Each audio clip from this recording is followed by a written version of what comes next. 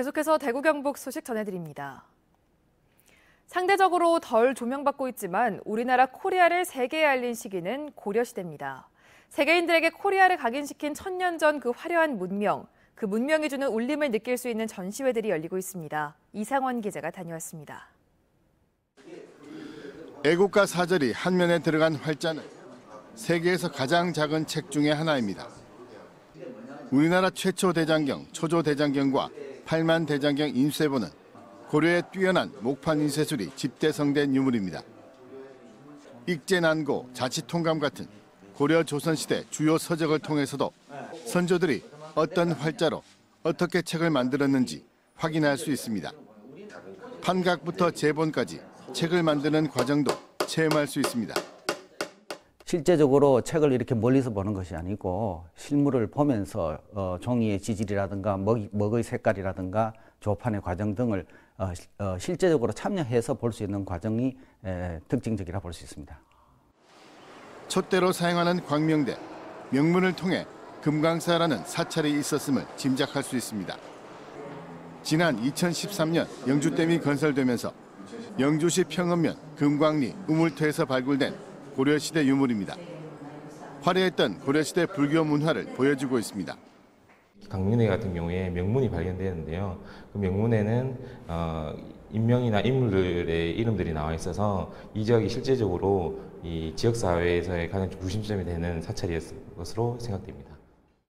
삼국시대부터 조선시대까지 유물 675점이 나왔고 고려시대 유물이 34점이 포함되어 있습니다. 고려 건국 1100주년을 맞아 테마 전시로 진행되는 이번 전시회는 내년 2월 24일까지 계속됩니다. MBC 뉴스 이상원입니다. 날이 추워지면서 포항을 대표하는 먹거리 과메기가 본격 출하되기 시작했습니다. 과메기 전용 초장과 김을 새로 개발하는 등 소비자의 입맛을 사로잡기 위해 많은 노력을 기울이고 있습니다. 이규설 기자가 보도합니다. 배를 가른 꽁치가 바닷바람을 맞으며 익어갑니다. 본격 과메기철이 시작되면서 작업장에는 활기가 넘칩니다. 지난주부터 과메기가 출하에 들어간 가운데 덕장 풍경도 예전과는 많이 달라졌습니다. 꽁치배를 자동으로 갈라주는 기계가 새로 등장하는가 하면 직원들은 모두 위생복을 입고 작업을 하고 있습니다. 스티커 색깔로 과메기 위생 상태를 알 수 있는 신선도 스티커도 새로 등장했습니다. 구룡포 같은 경우는 북서 계절풍과 호미과 맞바람 와리 현상에 생기는 아주 특성적인 기후 현상이 있습니다. 해서 다른 지역에서는 흉내를 내려고 해도 구룡포의 그 고유한 과메기 맛을 흉내를 낼 수가 없기 때문에 경기 침체로 급격한 과메기 매출 신장을 기대하긴 어려운 상황. 그래서 과메기에 어울리는 전용 초고추장과 김을 새로 개발하고 과메기를 반찬으로 만드는 다양한 요리법을 집중 홍보해 매출을 늘린다는 전략을 세웠습니다.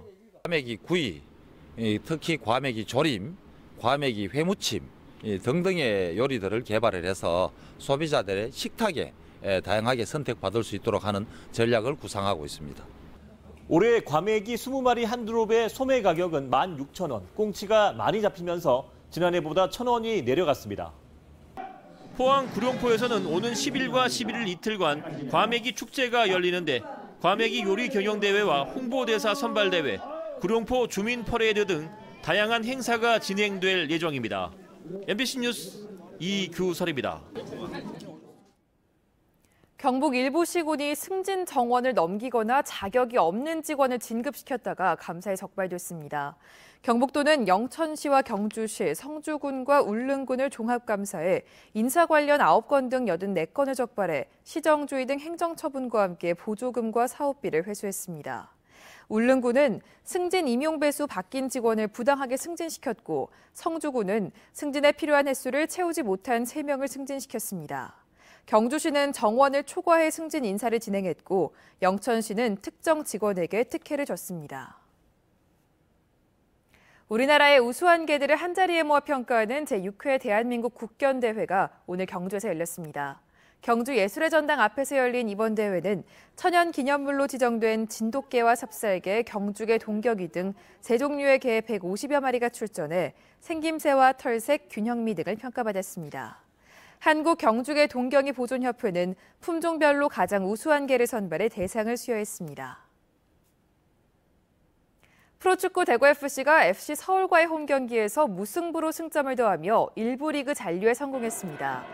오늘 오후 대구 스타디움에서 펼쳐진 2018 KB하나은행 K리그1 35라운드에서 대구는 후반 초반 서울 고요한에게 선취골을 내줬지만 후반 39분 프리킥 상황에서 나온 세징야의 환상적인 동점골에 힘입어 1대1로 경기를 마무리했습니다.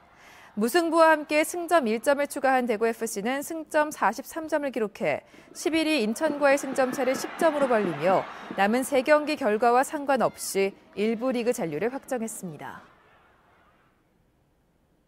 최근 도로교통법 개정으로 모든 도로에서 영유아용 카시트 착용이 의무화됐지만 상당수가 제대로 착용하지 않거나 착용을 아예 하지 않는 것으로 조사됐습니다. 한국소비자원이 전국 고속도로 휴게소에서 100명을 대상으로 안전실태를 조사한 결과 17명은 카시트를 잘못 장착하거나 부적절하게 이용하고 있는 것으로 드러났습니다. 또 외출할 때 영유아를 항상 카시트에 앉히는 보호자는 100명 중 26명에 불과했습니다.